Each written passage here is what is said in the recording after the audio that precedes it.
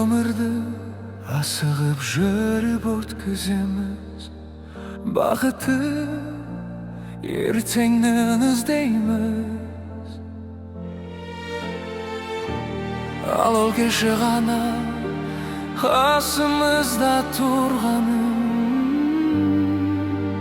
кеш түсінеміз.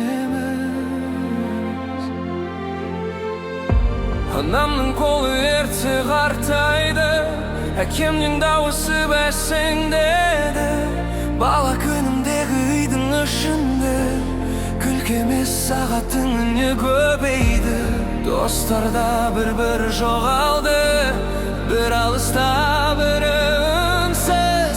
Қарасам өмір деген жол қоштасудан тұрады екен бізге білінбестен.